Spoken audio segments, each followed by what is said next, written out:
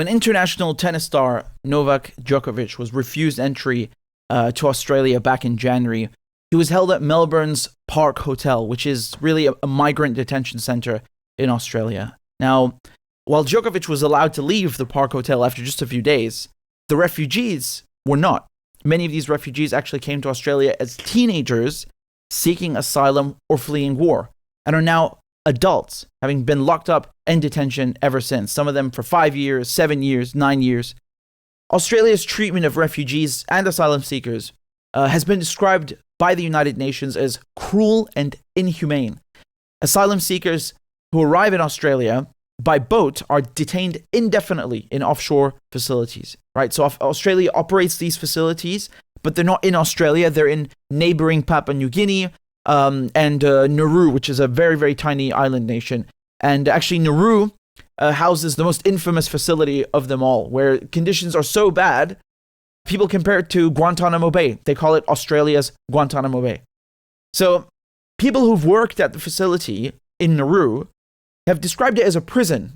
There's a school teacher that gave an interview and said that there are guards present at all times, everywhere, and that the children are not referred to by their names, but by numbers. So each child has to identify themselves with 3 digits and 3 letters. Now, listen to this. The staff that work there work on rotation. They tell the staff that they shouldn't work on the island at this detention center for more than 3 weeks at a time because it's bad for their psychological health, right? And that they should leave the island to take breaks. Well, hold on a second. If it's bad for the staff to stay there for more than 3 weeks, how is it okay then for the refugees to be kept there for years and years? What does that do to their psychological well-being? Now, just to be clear, the majority of people that are still on Nauru Island are refugees. These are people who already have been given refugee status. So that means the Australian government sat down, looked at each one of their cases, and saw that, this person has a valid reason to seek refuge. They're fleeing war, they're being persecuted, and so on. So despite being already granted refugee status, they're still in the offshore detention center. These are the official numbers from the Australian government. Let's take a look. You can see here in green, there are 83 refugees that are still detained in Nauru. So the overwhelming majority of the people in detention have already been granted refugee status. And these figures are very recent. They're just from April 2022. Now, some refugees were transferred to Australia from these detention centers in Papua New Guinea and Nauru, but they were taken to another detention center, which is located in Melbourne's Park Hotel, so they could get medical treatment. So this entire scheme, this program was called a Medevac. Now, just to be very clear, this is a hotel. It's a Park Hotel, but it's been repurposed and transformed into a detention center right in the middle of the city. Now, I interviewed one of the refugees that was in this Melbourne Park Hotel while they were in the Park Hotel, and his name is Mehdi Ali. So Mehdi spent 9 years in various Australian detention centers. His entire youth in detention, from the age of 15 when he arrived back in 2013 until now in 2022. 9 years from the age of 15 in detention. And then he was eventually transferred to this Park Hotel detention center in Melbourne.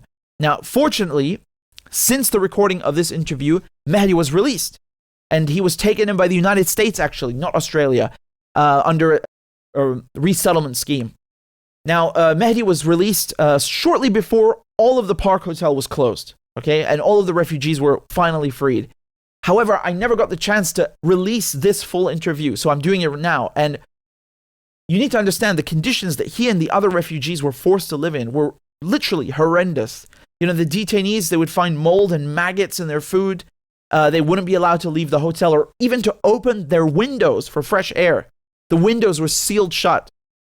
Now, even though the refugees from Park Hotel were fortunately released, Australia's inhumane treatment of refugees has not stopped because the offshore detention centers, including the one on Nauru, are still functional, right? They're still keeping refugees, genuine refugees that have been granted refugee status, detained in offshore facilities in utterly inhumane conditions.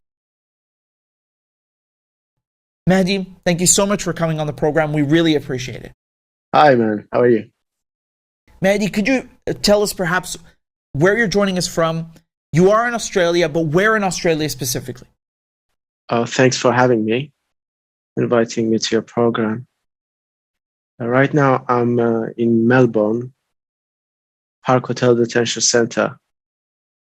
I know there's been a lot of interest from people from the media because an international tennis star, Novak Djokovic, was also there for a few days. But I want to know more about you and the other people, the refugees, the asylum seekers who are in this detention center. Mehdi, could you maybe give us a brief background about how long you've been staying in this Park Hotel, how long you've been in detention, and how you came to be there?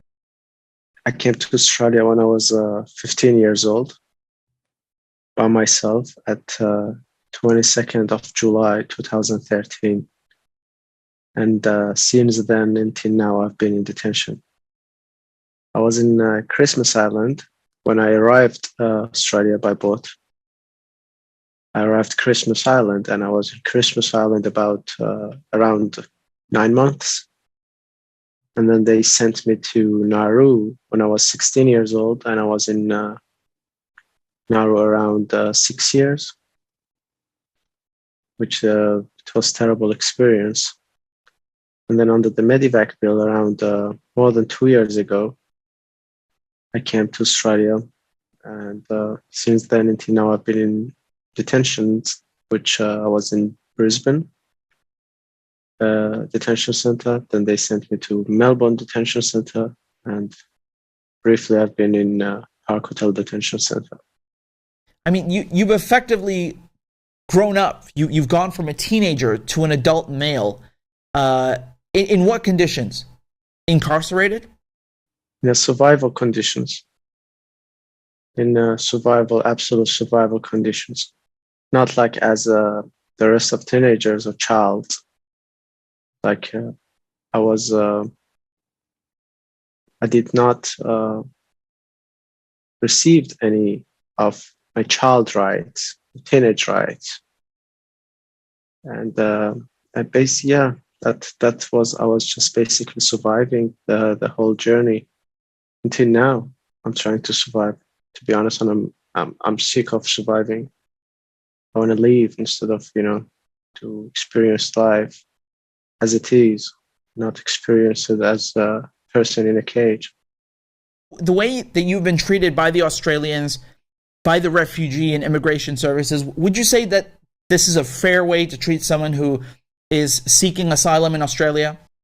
I'm going to say it's fair or not. Probably that's not a good judgment for me.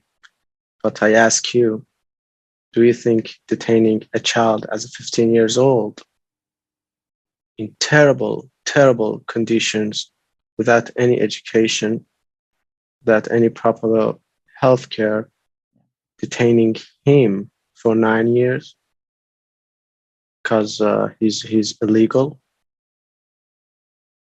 which I don't understand the harmony between the two words, illegal and migrants. But as the government's been saying, we're illegal. But don't you think 9 years of being in terrible conditions in an indefinite detention, don't you think it's a long punishment for such a crime? And the conditions that you've been living in, not just in the Park Hotel Detention Center now, but in general, the other facilities and places that you were sent to as well, how would you describe the living conditions? Would you describe them as hygienic? Do you have access to medical care, recreation, visits? Are you ever allowed to leave? Well, we cannot leave the building. This place is designed as a prison, but called detention because it's under care of Australian Border Force. And it's indefinite, which in prison, basically you get a sentence, so you can manage your time until your day. But here we get no sentence and no explanation. And the quality of life, I have to mention that I think the quality of life in detention is not the issue. The issue is detaining innocent people as they never committed no crime for 9 years and unjustly and cruelly. I think that's the main issue. And the quality of life here, we just try to survive. I mean, what we do, all I'm doing is like laying down on the bed, lately I've been busy with the media, doing interviews, writing, reading articles, reading people messages and comments. And that's pretty much what I do. Sometimes watching movies or reading a book. The days here are kind of repeating. Everything is repeating. And we receive the same data every day. So we've been receiving the same data. For me, it's been a long time.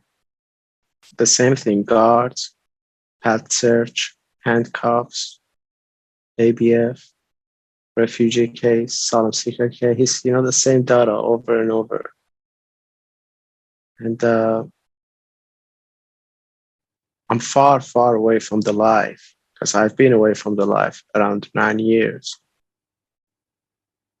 So what I'm basically trying to do here, I'm trying to stop thinking for some period of time. So before the media, I used to study music. I used to practice guitar. I used to read, still reading, less than before. Watching movies, trying to sleep as long as I can, even though I have sleeping problems. And as I said, the issue is the cruelty, the detention, detaining people indefinitely without no reason, or for such a shallow, unexplained. They don't even explain the reason. It's such a shallow reason, which they try to save people's life of drowning in the ocean. And for that cause, they're using the method, and that method is destroying my life. And I don't think it's such a ethical way to save one life by destroying another life. Not just destroying, torturing. So is that what they've told you? The government says that to stop people from coming to Australia and drowning, they need to keep you and other refugees confined indefinitely. That's their justification? I heard that statement several times from the politicians in the parliaments and stuff. That's the excuse of, so no more people going to die, let's send them to offshore. And by the way, thousands of people came by boat after the policy. They've been settled in Australia. The majority of the people that came, they are settled in Australia with different types of visa. Some got bridging visa, some got community detention visa. And there's like dozens of us, like a minority, left in offshore and onshore. No one got no answers for our questions. Why do you think it's you guys who've been singled out? Why do you think other people were able to get visas and you guys were deprived of having a new life? No answers. I've been asking them, they're saying it's up to the minister. So it's basically minister, you can choose, I guess. That's basically how it works. There's no elements, fundamentals to release people. It's so random. It's really random. It's like they don't care. They're like, doesn't matter, just 4 of them, get 4 of them out. Something like that, maybe. Because until now, I don't know how they release people. Same situation, same circumstances, same positions, same age, same diseases in some cases. One person is getting out, the other is going to stay in the detention. And even if, let's say, if that person is going to get released, is he going to be happy about his freedom? I believe it's going to be the worst kind of freedom. So you leave this place and you're going to leave behind you people that they were with you in the same circumstances and the same situation. So the freedom itself is kind of punishment too. Why do you think the government is able to get away with this? How do the Australians justify this to themselves? You said that They don't give you any kind of rationale. Do you think it's maybe ineffectively run, or there's something malicious going on? What's your gut feeling? From my own perspective, I think billions of dollars are involved. It's crazy money, man. Crazy money, especially in offshore. You have no idea how much money they spent on this policy. You have no idea how much money they're spending for us to keep us here in this building. So I could say that, it could be that. It could be for the sake of policy. I don't know. I just mentioned the thing, I received so many live interviews during the time Djokovic came all over the world, England, US, other countries, Italy. But I never received no live interview in Australia. I've never done one. They never offered me to do a live interview, ever. Even like for project and ABC, they record me and then they keep cutting and they just, they do and I never received no live interview in Australia, and that's a big question mark to me. And how does that make you feel that Djokovic came to Park Hotel Detention Center, where you have been, and he gets all the attention, but you and the other refugees who've been detained for years, shuffled around, and who are in the exact same facility as him, you don't get the same kind of attention?